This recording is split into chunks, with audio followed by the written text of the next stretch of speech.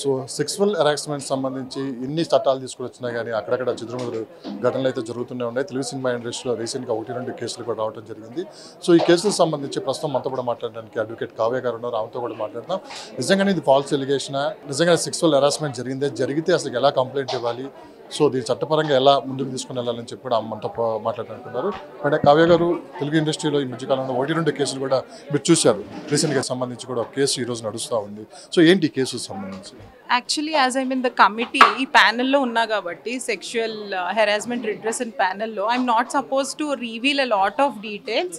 కానీ ఏంటంటే ఇప్పుడు ఇది చాలా కాన్ఫిడెన్షియల్గా ఉండాల్సిన విషయము, బట్ నిన్న అది చాలా సెన్సేషనలైజ్ అయ్యింది. అండ్ ఏంటంటే విక్టిమ్ని కూడా ఫేస్ చూపించడము, తర్వాత ఆమె డీటెయిల్స్ ఇవ్వడము, అడ్రస్ లాంటివి ఇవ్వడము, అండ్ అలానే అసలు పేరు కూడా మెన్షన్ చేయొద్దు అని మనకి లాస్ ఉన్నాయి, మీకు ప్రెస్కి కూడా తెలిసే ఉంటుంది, and as per section 72 also. కానీ కొన్ని ఛానల్స్ వాళ్ళు, యూట్యూబ్ ఛానల్స్ వాళ్ళు ఆమె ఫేస్ రివీల్ చేశారు, దానివల్ల వాళ్ళ ఫ్యామిలీ కూడా ఎఫెక్ట్ అవుతుంది. సో దీని గురించి అందుకని we had to come and address this.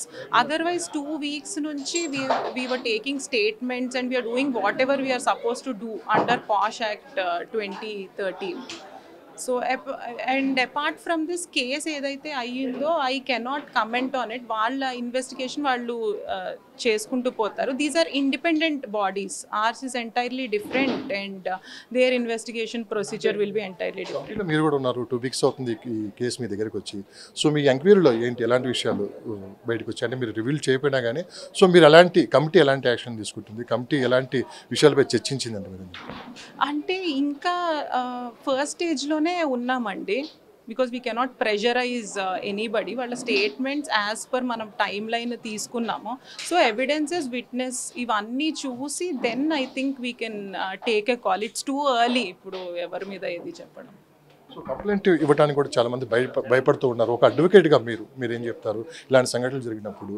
Complaint అంటే రిపోర్ట్ చేయాలండి. రిపోర్టెడ్ కంప్లైంట్స్ ఉంటే దాన్ని బట్టి ఒకవేళ వాళ్ళు పోలీస్ స్టేషన్కి వెళ్ళినా, ఇక్కడ కమిటీకి వచ్చి రిపోర్ట్ చేసినా, ఆర్ రేపు ప్రొడక్షన్ హౌసెస్ కూడా ఇంటర్నల్ కమిటీస్ ఎస్టాబ్లిష్ చేస్తామంటున్నాయి, వాళ్ళ దగ్గర రిపోర్ట్ చేస్తే then taking cognizance of that action చేయడం జరుగుతుంది.